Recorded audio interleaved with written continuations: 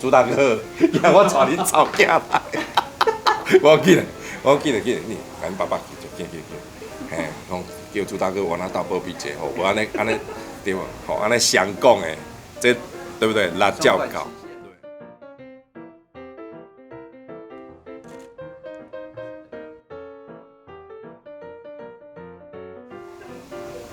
真的，我们到了现场，都在庙旁边有那个水果摊哈，你卖水果的，哈，还是卖金纸的，我们的车都直接没有办法再慢慢找停车位了，赶快停。然后那个水果打的头家还是头家，你们都很凶啊。小奶奶，你安尼我要做生意啊！你前面的搞开啥啊？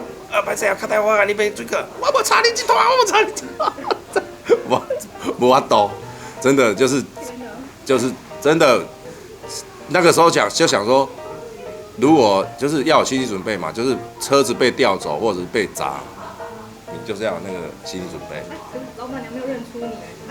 哦，那个时候刚开始起步无昂啊，做这个动作其实是不对的。有影你让车停在人安尼要做生意，啊，但是卖户啊，卖户来讲，迄真正人喺讲诶，狗急啊，狗急都会跳墙。我真的是体悟到这一句话，真的狗急会跳墙，真的。他们被开罚单。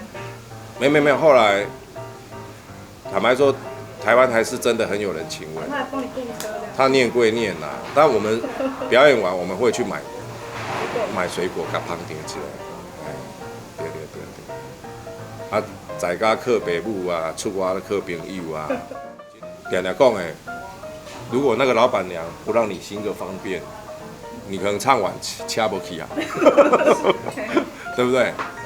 对啊，真的啊。可是你看，真的，所以后来为什么我常常开口闭口都会感恩老天爷，因为真的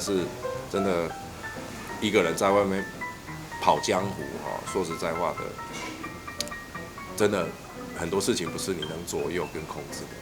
真的，所以冥冥之中就是好像老天爷眷恋这个小孩子吧，就是天公囝，我听我天公囝，老天爷都真的默默的在我的身旁守护着我这样子。代谢晶晶宣传他的唱片，也是一样，哇，在中和也是啪，在那个大道，我们都觉得会不会录影会中断啊，就是停下来，因为太大了。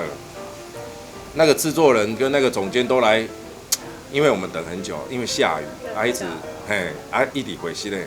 我拍这拍，我你等他顾但是我心里面都想说，会不会下一句说，我们可能录影要取消，因为太大了。后来我跟助理阿童，还有晶晶，对不对？我就开始也是望着天一样在拜天公伯啊。但是我们后来又多拜了，多祈求了一个朱大哥，让我带恁吵架来。